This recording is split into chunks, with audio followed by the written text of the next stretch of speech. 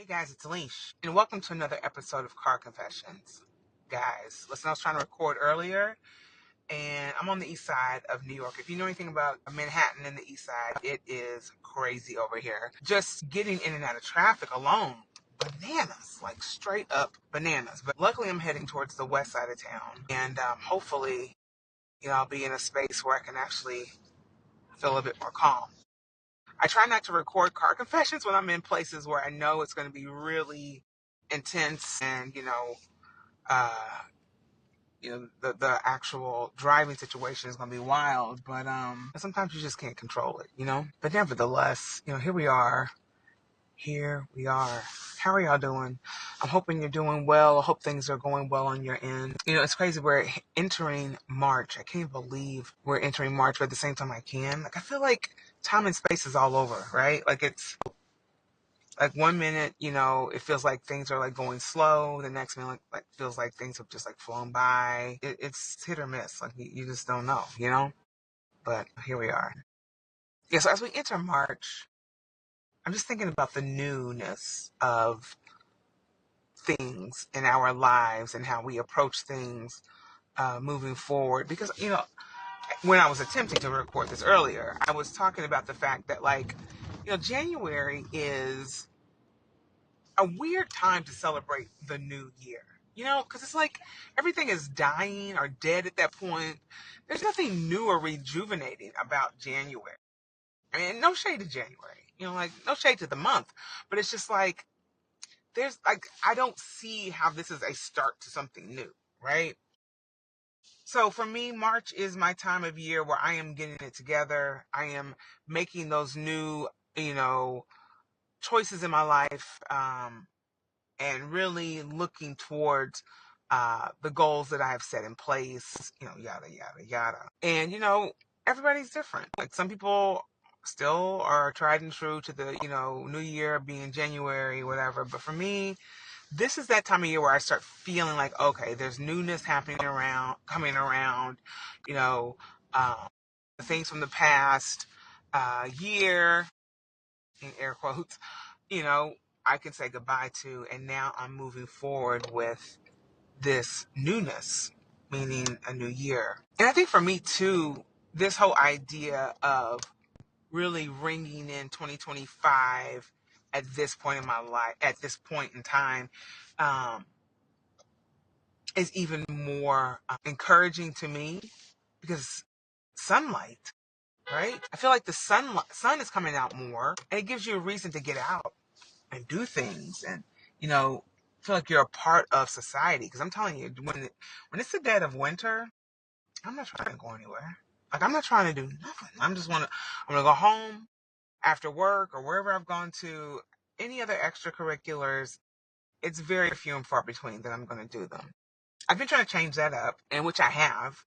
I actually have been going out and doing things outside of my usual routines. I get caught in a rut, and I'm pretty sure a lot of y'all understand what I'm talking about. Like, you're just getting your routine. Like, I get up in the morning, I do my exercise, I get my shower, I get my breakfast and all my tea and all that stuff ready for work.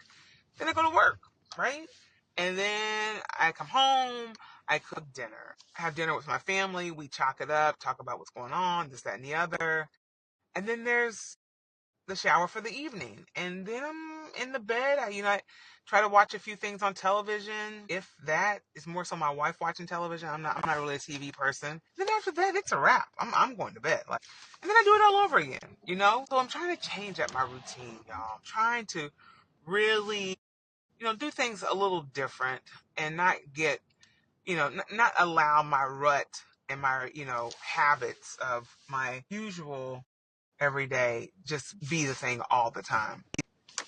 Doing my best here. Definitely doing my best. Harlem is changing so much, guys. Like, at one point it was getting very gentrified, and listen, it's still gentrifying, right? But if you could, it's going kind of back. It's kind of regressing, but not. Like, it's regressing in the way of the aesthetic. Like, at one point, Harlem was getting very Disney-esque. Like, it was looking really gentrified, to say the least. And now we're getting back to a lot of dirt, a lot of trash on the ground. trash everywhere. I mean, literally looking at piles of trash over here. But the prices of things have not gone down. And I'm wondering, like, what is this? Like, what is the greed from the landlords? But for us that are consumers, what is it that is keeping us here? And I question it all the time. I mean, I don't live in Harlem. I live in the Bronx, which is north of Harlem. But I always question, even where I live too, it's like, what is keeping me here? What is keeping any of us here in New York City? It's so expensive, not clean here. I'm just gonna be completely honest. Like it's dirty. I mean, if there were, a company that really wanted to come in and make some money, if the city would pay them, which I mean, we have sanitation here, but here we are. But honestly, like people can make a mint if they really were going to get paid to clean up this place, because there's just shit everywhere. I mean, it is bananas. Like even outside this trash can over here, guys. Like I'm looking at it. It looks like there might be like a broken down cart that you shop with, and maybe 2 or 3 bags of trash outside of the trash. So like they've put a new trash bag liner in the can, and there's bags around it. Make it make sense. Yeah, I don't get it. It's and I do get it, but I don't get it. So if that makes sense, I get why there is an attraction to this city. There's an energy here. And either that energy works for you or it doesn't. It works for me. And I think sometimes it works to sometimes my detriment, because I hold on. I think I'm holding on to something, this energy here that it might be even gone. And I'm holding on to an old energy. Oh my gosh, it just hit me. Coming into the new, as I'm just telling you, I'm coming into the new and realizing I'm trying to let go of the old. And here I am holding on to an energy of New York City that might not even be here anymore. And the thing is, for me, it's like, okay, should I, you know, go and investigate that more? Right? Like, should I do that? Because then if I do that, guys, then it makes me question, is this really the place for me anymore? That's hard for me to wrap my head around. I think that's hard for me to even, just for me to voice that to y'all. Is New York still the place for me? I don't know. I don't know. But I love the city. I mean, I love it. Even looking at the trash on the ground. Let me tell you something. I was just at a craft store. So I'm helping a friend of mine get, put together a baby shower. I'm at this craft store, so I'm getting some stuff for the baby shower, like the decorations and stuff. There was a woman in there, and this is clearly mental illness. So, praying that, she seeks the help that she needs. But she's in there with this shirt on, right? And it's like, it looks like a tank top, but not really, because it's like an opening to the tank top. But then it's almost like a tank top that's like, that only comes up to like your mid waist, if that. I'm being generous, right? But in between the two holes, like there's a hole between, the like the where the boob should be. It looks like that should be a cleavage area. There's a hole there or whatever. Hopefully that makes sense. But anyway, in that hole, she has her breasts just hanging out. I mean, she just has titties just hanging out. No bra. You can full on see her areolas and nipples. Like, she is just, I mean, this is the kind of stuff you see here all the time. It's just not even it's like, whatever. And I was just thinking, like, did this city do this to her? Was it something that happened in her life? Because I'm going to tell you something. Living in this city, it is not for the weak. It is not for the weak. You gotta be in a space where it makes complete sense. I'm not complete sense, but you have to be sound in your mind to live here. And constantly, either in therapy or doing things that just really keep you sound. It's not an easy place to live, even though I love it. But yeah, I was thinking about that woman, and I was just like, how did it come to this? Like, what happened that she, is out here just dressed like that? It's wild. So it's just like you're constantly seeing.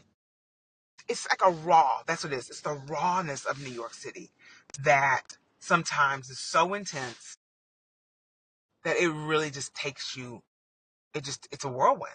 I don't know. But then sometimes I feel like, and this might sound crazy, but sometimes I feel like those things it really speaks to the human experience, which is why, in a lot of ways, I love living here because it's just raw. It's just what it is. Like, there's no, frills and, that whole picket fence and, all this like fake dystopian type of whatever that we have thought life is or was supposed to be or whatever. Because my thing is too is like as I'm thinking about it's like all the New Year stuff, the new concepts of like just really trying to like step into my newness. It also could be a thing of like where I'm realizing that this whole American dream that we thought was real isn't real. And so it's stepping into this new sense of like understanding that everything that I've been chasing, the picket fence, trying to make all the money, trying to do whatever. Maybe that's the things that I'm hoping to strive for by way of living in New York City. I don't know, y'all. I'm gonna have to just take it with my therapist. Yo, there must be some type of fire. There's been like so many fire trucks that have just passed me just now. Like it's bizarre. Hoping everything's okay. It is wild. It's wild, y'all. I don't know. But here I am just trying to process it all and figure it out. Is New York still my place? I don't know. In my heart I feel like it is and sometimes I don't. I don't know. I literally don't know. But yeah, that's where I'm at, guys. We'll figure it out, or I'll figure it out one way or the other. If I'm leaving, you'll be the first to know, or maybe second, third, who knows? But you'll be in the know. Let's just say that. I won't say the first, but you'll definitely be in the know. All right, guys, I'm gonna head out of here. Pretty short car confessions. I have to actually do my therapy here in the car because I've just been running around. I don't have time to I didn't have time to do all these things and still get home to do my therapy. Thank God it's virtual. Thank God for virtual therapy. Shout out to the therapists that are out here doing the damn thing for people like me because, child, it is wild in these streets. But yeah, let me actually park over here to do the old therapy, Roo. That's nothing about New York. That's another thing I love about. I can be in my car talking about God knows what. Nobody's gonna care. These are the things that I love about New York. Nobody is in your business. It's beautiful. Definitely beautiful. All right, guys. We'll figure it out. I'll figure it out. Let's do what we can. I do the best we can. And like I always say, let's just keep on keeping on. I love you guys, and hey, I'll see y'all next week. All right, love you.